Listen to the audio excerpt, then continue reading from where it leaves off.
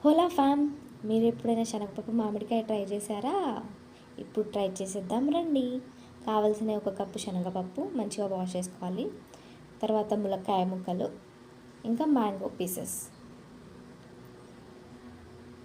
ముందుగా కుక్కర్లో 1 కప్పు శనగపప్పు మంచిగా వాష్ చేసుకొని వేసుకోవాలి. తర్వాత ములక్కాయ ముక్కలు వేసుకోవాలి. ఇంకా తర్వాత మనం కట్ చేసుకున్న మామిడికాయ ముక్కలు వేసుకోవాలి. ఇదైతే నాకు చాలా ఇష్టం అండి, అందుకే వేసుకుంటున్నాను. తర్వాత అది మునిగే వరకు మనం వాటర్ పోసుకోవాలి.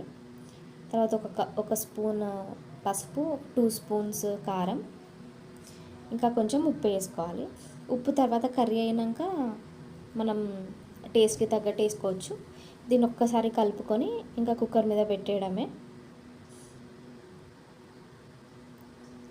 మనకి 3 విజిల్స్ వచ్చేదాకా చూసుకోవాలండి. 3 విజిల్స్ తర్వాత కూడా మనకి పప్పు ఉడకలేదనుకుంటే కొంచెం నీళ్లు పోసుకొని ఉడకబెట్టుకోవచ్చు.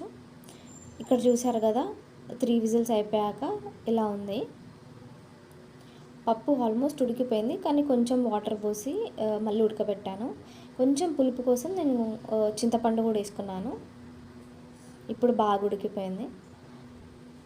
ములక్కాయలు ఓవర్ కుక్ అయినట్టున్నాయండి, అందుకే అలా ఉంది. కానీ మీరు మాత్రం అలా ఓవర్ కుక్ చేసుకోండి. కానీ ప్రాసెస్ మాత్రం ఇదేనండి. పప్పు ఇలా ఇక్కడ బాగా ఉడికిపోయింది మంచిగా. చూసారు కదా, మంచిగా ఉడికింది ముక్కలు కూడా. కావాలంటే మీరు దీంట్లో మసాలా వేసుకోవచ్చు. ఇప్పుడు పోపు రెడీ చేసుకుందాం.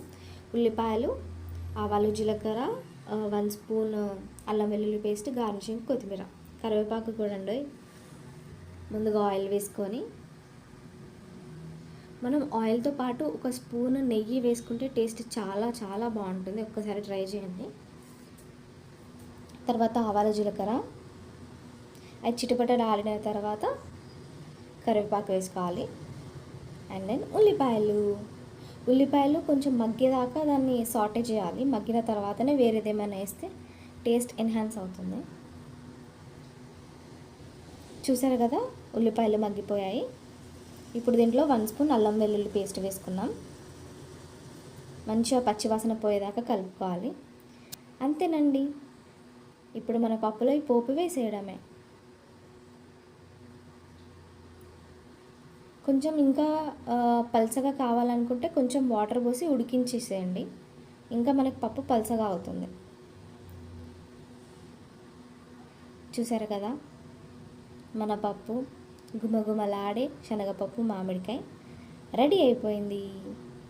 ఇప్పుడు దీన్ని లాస్ట్ ఫైనల్ టచ్ ఇచ్చేద్దామా? కొత్తిమీర వేసేసి గార్నిష్ చేసుకుంటే అయిపోయింది. వేడి వేడి అన్నంలో మనం చేసుకున్న శనగపప్పు మామిడికాయ అలా వేసి కాసింత నెయ్యి పూసించి అలా కలుపుకొని తింటే ఉంటుంది నా సామిరంగా. ఇది ఎవరి డైలాగో తెలుసా? మన ఫేమస్ కోవేశ్వర్ల గారి డైలాగ్ అండి. ఒక్కసారి ట్రై చేసి చూడండి, లొట్టలు వేసుకొని తింటారనుకో. ఎప్పుడు ఒకే పప్పుతో ట్రై చేయకుండా ఇలాగా శనగపప్పుతో కూడా ఒకసారి ట్రై చేసి చూడండి. ఇలాంటి మంచి మంచి డెలిషియస్ ఫుడ్ వీడియోస్ కోసం please subscribe to our channel. మీకైతే బోర్ కొట్టేయకుండా వీడియోస్ అప్లోడ్ చేస్తానండి. చాలా చాలా టేస్టీగా ఉంది. చేతి మాత్రం కాలిపోతుంది అనుకోండి.